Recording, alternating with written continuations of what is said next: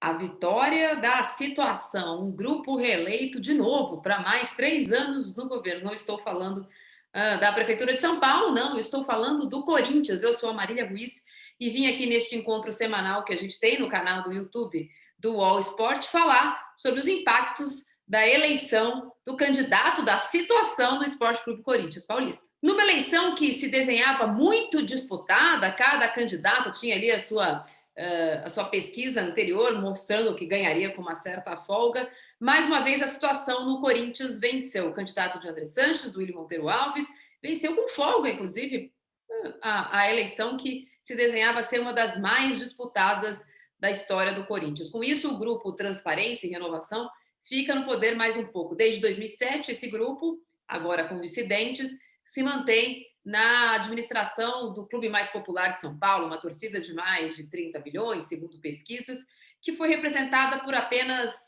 2.900 sócios do clube. Este é um assunto interessante. O modelo associativo sustenta o que a torcida gostaria? Por que a gente vê nas eleições dos clubes, eventualmente, uma disparidade com aquela temperatura que a gente mede, não agora nas arquibancadas, por conta da quarentena, mas que a gente mede dos torcedores reais? Uma torcida de 30 milhões não são representadas por 3 mil, porque quem frequenta um clube de futebol sabe que o público que vota, né, os sócios que votam, não pensam como quem frequenta a arquibancada. Eu falei bastante sobre isso na semana passada, mas vou repetir aqui essa inquietude para que, eventualmente, você pressione o seu conselheiro do seu clube para pensar se esse modelo resiste à modernidade. O Corinthians teria, na teoria, 10 mil sócios que poderiam votar. Aliás, ser corintiano provavelmente significa longevidade. O UOL mostrou, por exemplo, que quase que 10% das pessoas, dos sócios que tinham direito de votar tinham mais de 100 anos. Quem sabe eu chego até lá.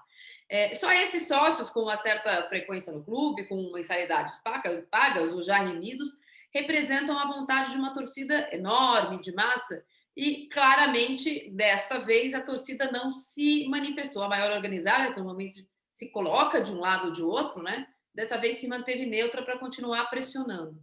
E a gente viu a manutenção. Por quê? Porque nos clubes sociais, o público interno tem uma outra temperatura.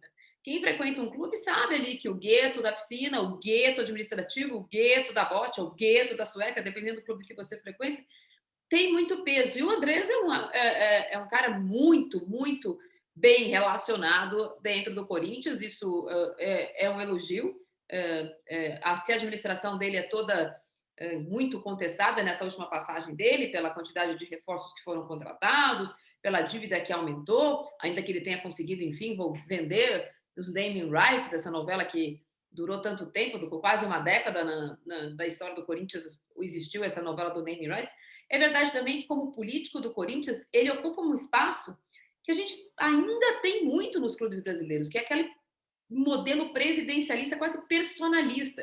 O Corinthians teve Vicente Mateus, Alberto do Alibe, e esse André Sanches muito frequente nos últimos 15 anos da história do Corinthians. E eu acho que esse é, sim, o principal desafio do Duílio, que se elegeu dizendo que era o candidato do Andrés, porém não era o Andrés, e o Andrés passou boa parte da campanha dizendo que era a despedida dele do futebol, que ele ia voltar para as arquibancadas e voltar a ser um torcedor comum. O desafio do Duílio, sim, é fazer uma administração austera, o que é sempre difícil num clube popular tão pressionado e movido pelas paixões, e também se distanciar dessa figura que né, gera amores e ódios. Na verdade, a gente pode constatar que dentro do clube, pelo menos, tem gerado mais amor. Há poucas figuras como o Andrés no Conselho do Corinthians capazes de, né, em volta de quem orbitam tanto apoio. A outra figura, o Paulo Garcia, que durante bastante tempo segurou a onda no Conselho, né? O grupo do Paulo Garcia, apesar de ser o centrão, apoiou boa parte da administração do Andrés. É uma temperatura interessante para a gente observar como é que ele vai agir agora na administração do Duílio, já que na fase final, na reta final da eleição, ele chegou a apoiar o Mário Gobi, que era ex-situação, mas que se colocava como oposição. Os próximos 3 anos da história da administração do Corinthians, eu posso garantir que serão turbulentos como os anteriores 110. A gente se vê na semana que vem. Qual?